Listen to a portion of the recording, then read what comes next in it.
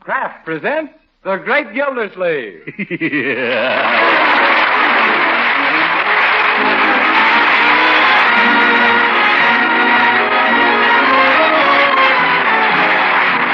Kraft Cheese Company, who also bring you Bing Crosby every Thursday night, present each week at this time Harold Peary as the Great Gildersleeve, written by Leonard L. Levinson.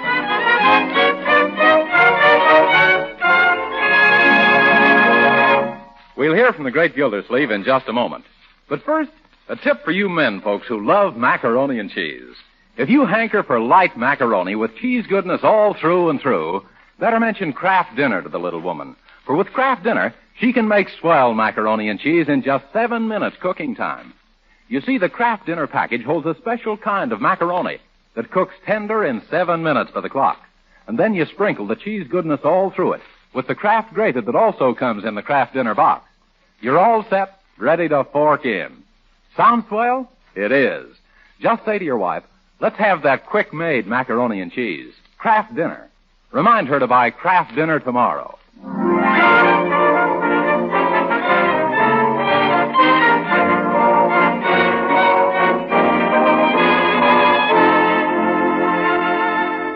And now let's visit our friend, the Great Gildersleeve, who's just arrived home in great humor.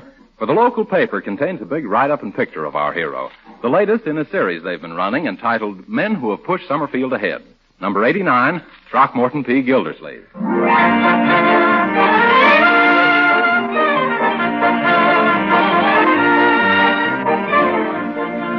Go ahead, read on, Marjorie. Mr. Gildersleeve gained his college education at Princeton, where he was a member of the class of 14. He was one of Princeton's star athletes and musicians, and was selected by his classmates as student most likely to weigh 200 pounds in 10 years. Oh, yes, dear old Princeton. Incidentally, Marjorie, do you like the picture of me the newspaper printed? Oh, yes, Uncle. You look positively handsome. Handsome? Oh, no. What do you think of it, Bertie? Just like one of them movie stars, only you got a pretty mustache and he ain't. Oh, is that so? Which star do you mean, Ronald Colman? No. No? Are you positive? Well, definitely. Oh. Tyrone Power? No. Clark Gable? Frederick March? Robert Taylor? No. Cary Grant? Victor Mature? That's it. Now I remember. Who? Victor Mature? No, sir. Costello of Abbott and Costello. Now, if he only had a mustache like yours. Excuse me, I'll get it. Costello of Abbott and Costello. Hello? Hello. Is this my old palsy Wellsy Gildy? This is Throckmorton P. Gildersleeve. Who's speaking, please? Now, brace yourself for a surprise. It's Brownie. Brownie? I don't know any brownies. Which Brown are you? Your old pal, Bob Brown, who went to college with you. I just arrived in town for a few days, and I thought I'd give you a raise. Well, that was mighty nice of you. Bob Brown is. I still don't remember him. Well, we'll have to get together sometime. You betcha my life, old Keith. How about you coming right downtown and having dinner with me? Oh, I couldn't do that tonight, but hold the line a minute, will you? Bertie, would it be all right for me to invite a guest out for dinner? Yes, sir. The roast, it'll stretch. You're sure that we have enough of everything now? Oh, indubitably. Only maybe you better ask him to bring his own sugar. Yeah. Hello, Brown. Say, I've got an idea. Why don't you come out and have dinner with us? Oh, no, I wouldn't dream of troubling you folks. Oh, that's quite all right. The roast will stretch. Yeah. Come on out. We're at 747 Parkside Avenue. 747 Parkside. I'll be there, kiddo. By Jiminy, I can hardly wait to see you again, Throcky old Socky. Toodaloo. Goodbye. Brown. Bob Brown. I better get out the good linen. Incidentally, Miss Marge, is we demitassing and finger bowling tonight? Oh, yes, Bertie. Oh, Leroy, go comb your hair. We're having a guest for dinner. Jeepers, every time we have somebody for dinner, I gotta comb my hair.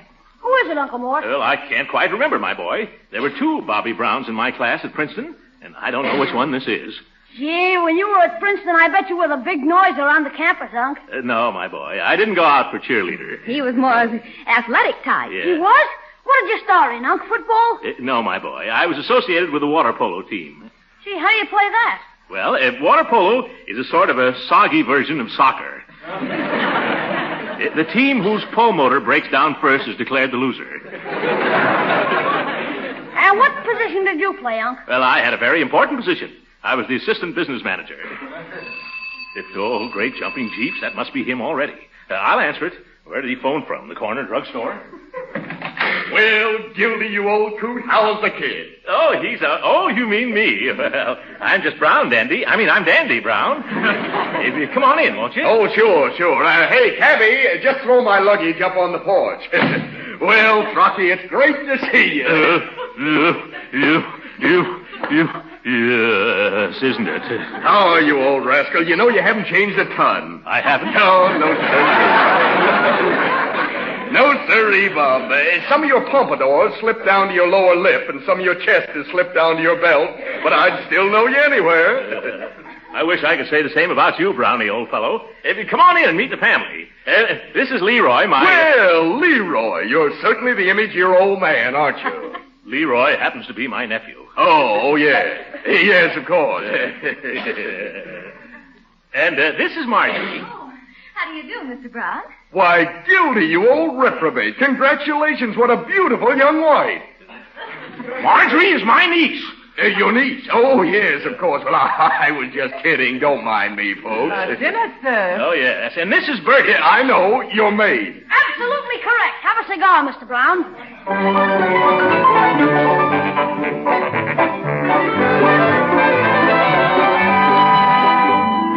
Yes, your uncle was one of our star athletes. Gee, Mr. Brown, tell us some more things that happened to you and Uncle Mort in college. Yes, you seem to know so much that Uncle Mort has never even mentioned. Yeah, and so much that never even happened. Well, I'd love to, kiddies, but I'd better get downtown and register at one of the hotels. But couldn't you stay... You expect to be here long, Brown? Oh, just a day or two, then off again like a gypsy. Gee, I'd like to travel all the time. Oh, you'd soon get tired of it, my boy. Say, I'd give my eye teeth for a comfy home like this with a big fireplace, couple of swell kids, and a little guest room in case an old friend should show up. Uncle, couldn't we... By the way, Brownie, do you ever run into Eddie Maxwell or Bill Simmons or Clarence Benzer? No, can't say that I have, but I saw Paul Green in New York last summer. Oh, good old Paul Green. Don't believe I remember him. Oh, he was one of the boys. Now he's in the game. Game? Yes, he makes puzzles. Now, there's a great guy. You know, he insisted on me coming out to his Long Island place for the weekend. Uncle Mort, don't you think that we could... Oh, yes, Green. I remember him now. A stocky fellow with sort of sleepy eyes. Yeah, that's right. And talking about sleepy eyes sleepy. Yes, but now it seems there's nothing to do but toddle along to a lonely room. Gee, can't Mr. Brown stay overnight in our guest room? What? Oh, why, of course, our guest room. I wonder why I didn't think of it myself. You will stay, won't you, Mr. Brown? Oh, now, please, Margie, don't call me Mr. Brown. Just call me Uncle Bob. Uncle Bob, you mean Uncle Boob. You know, this is just too grand of you, Gildy. I'll just get my luggage. I think the driver left it on the porch. Oh, no, you just sit there, Uncle Bob. I'll go get it. Now we'll have time for a few more yarns about college, eh, Throcky old Socky? Oh, yes, of course, Brownie, old clowny. You know, when I think of those ivy-clad walls... Wait a minute. Hold on there, Brown. There was no ivy on the walls at Princeton. Been back there lately, Gildersleeve? No, but... when I think of those ivy-clad walls, I can't help remembering the days of the frost rush. Excuse me a moment, won't you? Yes, Leroy, what is it? Would you mind helping me, Unc? What's the trouble? Can't you handle Uncle Bob's luggage by yourself? Jeepers, no. Uncle Bob brought his trunk. What?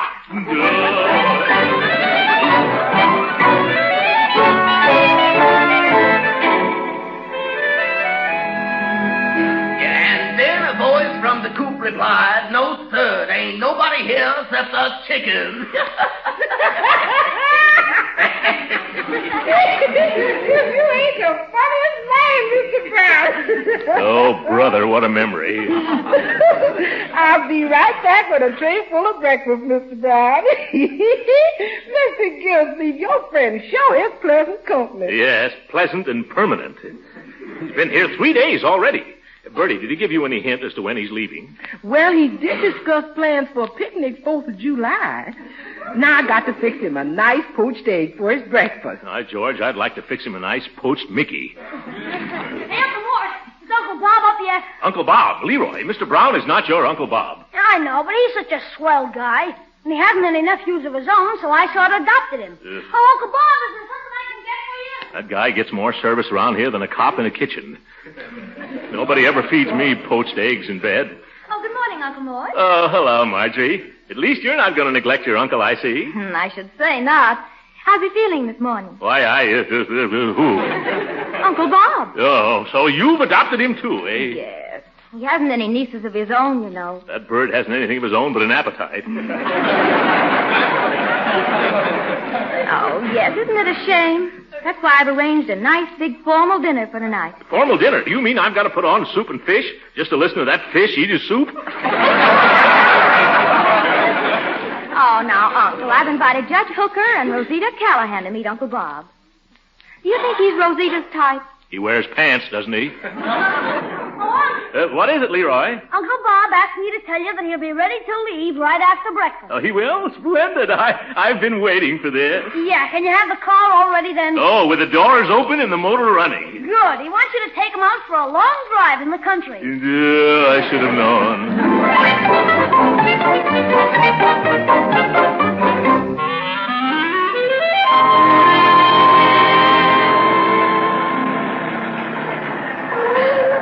You can stop here, Gildersleeve. This is Hickory Hills, isn't it? Yes. During the last war, Camp Hickory was located here.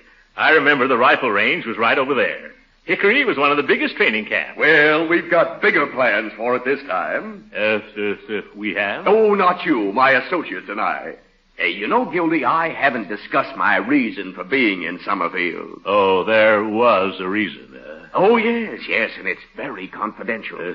You see those hills? Yes. Well, our mining engineers report that they contain one of the richest deposits of manganese in the country. Manganese? It's not so loud. Yes, you know what it is, of course. Oh, it's a very valuable mineral. It's used to toughen steel. Right. It's in great demand now for war production. You mean someone's finally found something of value in them bare hills? Gildersleeve, there's millions in them there bare hills. Millions. Brownie, old pal. Yes, Gildy? Suppose we were to snoop around and find out who owns this land. Don't you think we could pick it up pretty cheap? No, I'm afraid the owner wants a pretty stiff price, Gildy. Oh, you know who it is. I'll say I do. Look here, Brownie, little chum. After all, we were schoolmates together at Princeton. Do you mind telling me the owner's name? Not at all, old kid. Good. Then who is it? It's me.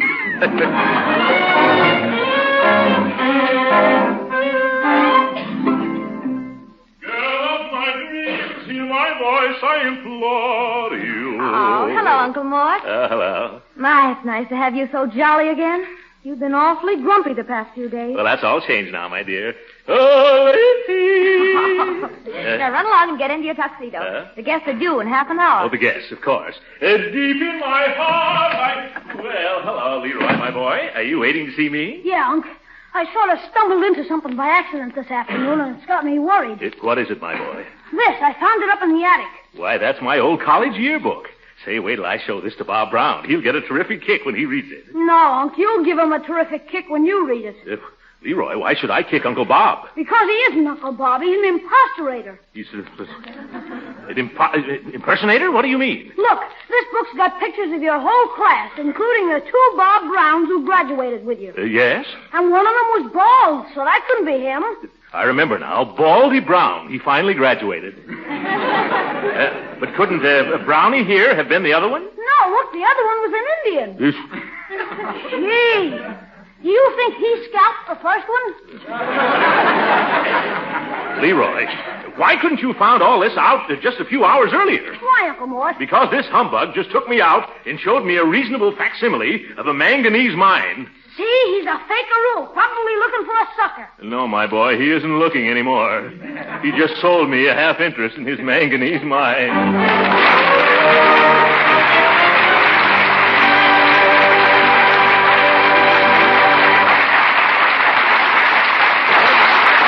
The Great Gildersleeve will be back with us again in just a few minutes. But first, a note to all you women who are on the alert for thrifty main dishes. You know that macaroni and cheese is a good one. But do you know that you can now make delicious macaroni and cheese in just 7 minutes cooking time? The magic lies in a product called Kraft Dinner. You see, every box of Kraft Dinner contains a special macaroni that cooks tender in boiling water in just 7 minutes. No need to blanch or bake this Kraft Dinner macaroni. You just drain it, add a little butter and milk, and then sprinkle the cheese goodness through and through with the Kraft grated that also comes in every Kraft Dinner box. In a jiffy, you have fluffy, light macaroni drenched in cheese goodness. Kraft Dinner will be such a help with the budget, such a help with getting quick meals, you'd better stock the pantry shelf. Remember that tomorrow when you order. For delicious, quick-made macaroni and cheese, ask your food dealer for economical Kraft Dinner.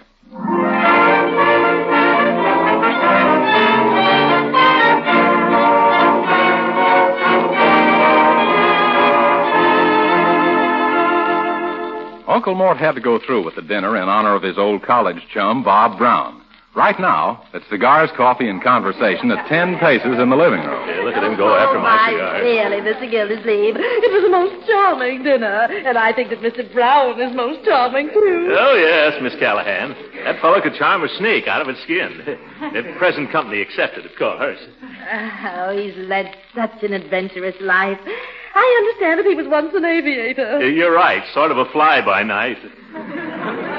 However, I have hopes that the government's going to step in and ground him for the duration. And then the judge turned to the prisoner and said, "You may be deaf now, but you'll get your hearing in the morning."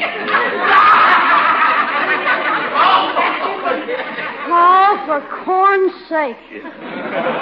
Leroy, I don't blame you. I'd like to talk to you in a moment, too. Excuse us, won't you, Miss Callahan? Oh, yes, of course, Mr. Gildersleeve. Yes.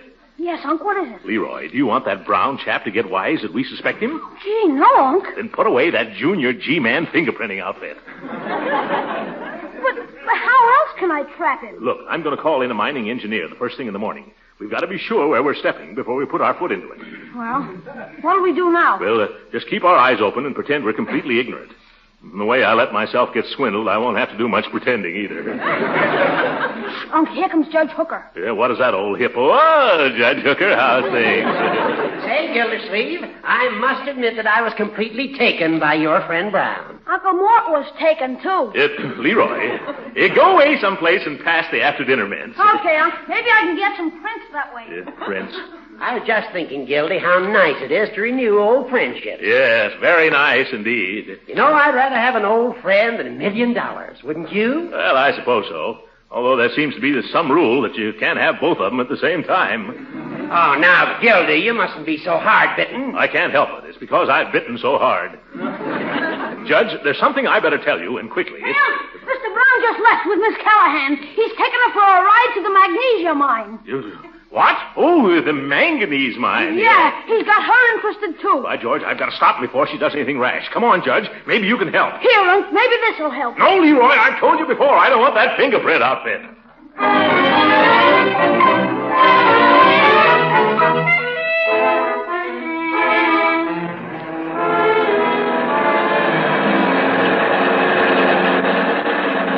Slow down, Gildersleeve.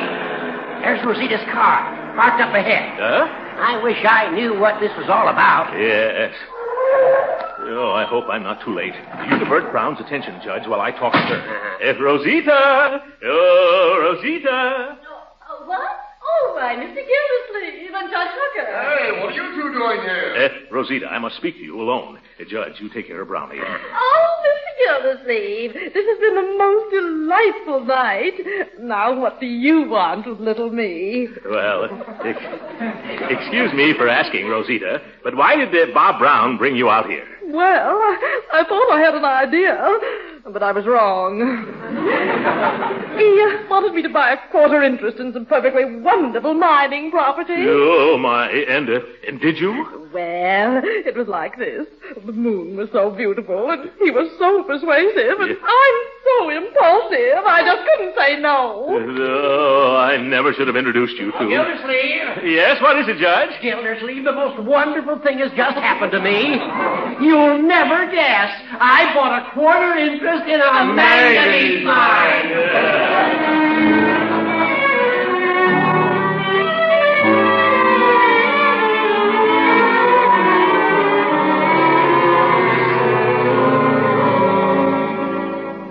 Now, see here, Brown. I'm not going to beat around the bush any longer. You're a fraud and a fake, and I know it. Oh, you won't talk, eh? Well, I demand my money back. And right now, too. And if you don't... Excuse me, Mr. Gildersleeve, but is Mr. Brown in here? No, Bertie, I'm looking for him myself. Hello. I was just passing by, and I thought I heard someone paging me. Oh, yes, Brownie. There's a little matter I'd like to discuss, if you have a minute to spare. Always have a minute for my little bunkie. What is it, Maud? Well, it's... excuse us for a moment, will you, Bertie? Yes, Mr. Gildersleeve. Now, what was it, pal? Well, I sort of been thinking over that mining deal of ours, Brownie, and I've come to the conclusion that it wasn't very fair of me to jip you out of a half interest for only $10,000. So I was thinking... Well, if you're not satisfied guilty, I'll take the stock back. If you will? Sure, I'll give you back your check and a $500 profit. $500 profit? In cash? Surely. Now? Just as soon as you hand over your stock certificates. Stay right there. Don't move. I'll be back in a flash for the cash. Oh, excuse me, Bertie. Get out of my way. Oh, Bertie, you waiting to see me? Yes, sir. I drew all that money out of my building and loan like you done told me, Mr. Brown. Good. I have your stock certificate all ready for you. 1,000 shares at 50 cents a share. Here you are. What a beautiful certificate. And here's the $500, Mr. Brown. Take good care of it now. Yes, don't worry. Now remember, not a word of this to anyone. No. Mr. Gildersleeve would be awfully angry if he found out that I let you in on this, too. Don't you worry, sir. My mouth is going to be a closed book. Good. Here he comes. Hide that certificate. Yes, sir. All right, Brown. Oh, Bertie, will you please excuse us again? Certainly, sir. Thank you very much. Ah, you've brought your certificates. Good. Now, here's your check back and $500 in cash, old man. Let me have the stock. Wait a minute, Brownie. Don't rush me into this thing now. But that's what you wanted. Yes, but if a shrewd operator like you is willing to pay me $500 profit on the deal, there must be something to this little mine after all. But Gildersleeve, we just made a bargain. We didn't shake hands on it. No, sir. You're not going to jip me out of my investment, Brownie. I wasn't born yesterday, you know. I'm going to hold on to this stock.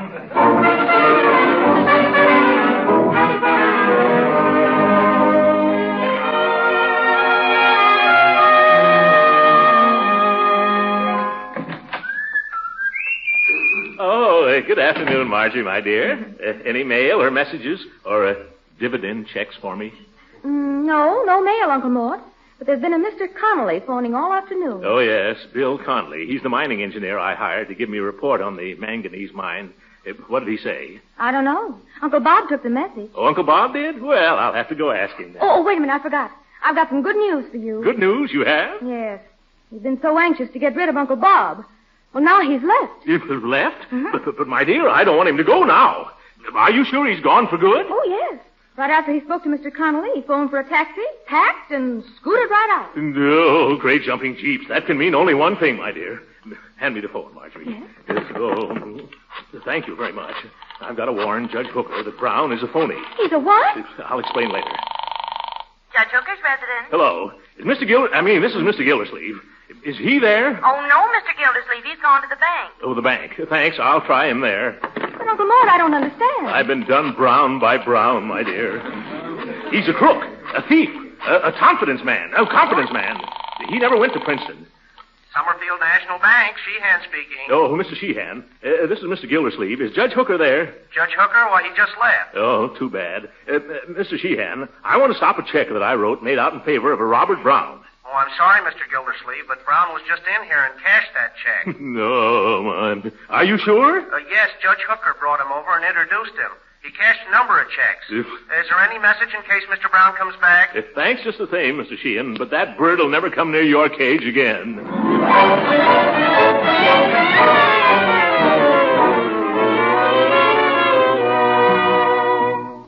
Bertie, you let me know just as soon as this Mr. Connolly, the expert, shows up.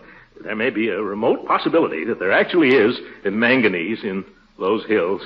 Yes, Mr. Gildersleeve, I sure hope so. Now, don't take it so hard, Bertie. After all, you didn't lose any money. Yes, I did, too. All my building and loans is gone. What? And that Mr. Brown had such an honest face. Why, Bertie, how could you be so gullible? Oh, I guess it just runs in the family, Mr. Gildersleeve. I takes after you. Well, I'd like to lay my hands on that crook. Now, me, I just like to cook for him. You'd like to cook for him, Bertie? Yes, sir. I just like to cook for him one day, that's all. Gildersleeve, are you home? There's Judge Hooker, bellowing like a hooked bull. I'm in here, Judge. Come on, Miss Callahan. Well, Mr. Gildersleeve, you certainly have fine friends who cheat a poor, innocent girl. What poor innocent girl? What's her name? Oh, you. Well, I'm terribly sorry about the whole thing, Rosita. Well, you'll be a lot sorrier when I file a lawsuit against you. What? Judge Hooker, I'd like to sue him in your court. Can I make an appointment now? In his court? But Miss Callahan, Rosita, you know I tried to stop you. I'm getting in, Mr. Gildersleeve. Folks, that's probably the mining expert I hired. We might as well hear the sad news. Here's that Mr. Conley you've been waiting for. Oh, yeah. Hello, Mr. Gildersleeve. Well, Conley, is there any manganese in Hickory Hills? Now, Mr. Gildersleeve, it's a well-known metallurgical fact that the presence of manganese in commercial quantities in this region is a geological impossibility. Does that mean I get my $500 back? No, Bertie, it means that we're all sunk. Very well, Mr. Gildersleeve. You shall hear from my lawyers. Gildersleeve, never speak to me again. Now, wait a minute. Oh, I'm sorry if I've upset you folks. By the way, I stumbled across a curious thing up there. It might interest you. You know where the Camp Hickory rifle range used to be during the last war, Mr. Gildersleeve? Oh, yes. It's on my property. Well, what about it? Well, the hills in back are just chock full of bullets. Must be 2,000 or 3,000 ton of pure lead just waiting to be dug up. What? Does that mean we're going to make a profit after all? Sure, Judge. Come on. All we got to do is get the lead out.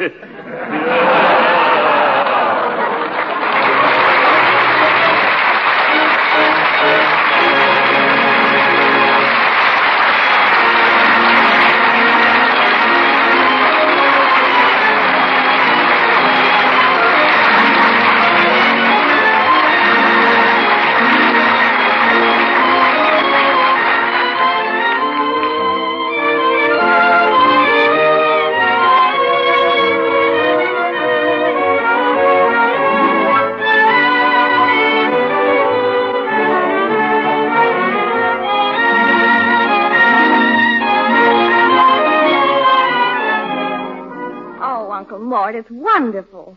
Not only is this a profitable business venture, but you're reclaiming vital metal for our war production effort. Yes, Marjorie. And here's some more good news. In order to dig those bullets out, we've got to level off those hills, which means they'll make dandy building lots after we finished. More profit.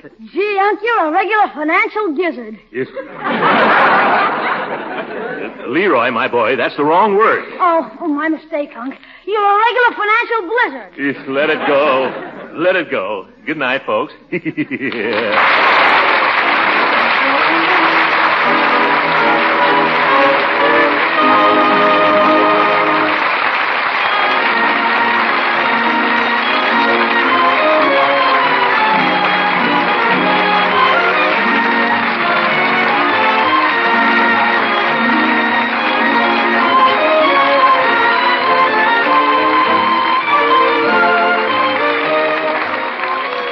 Original music heard on this program was composed and conducted by William Randolph.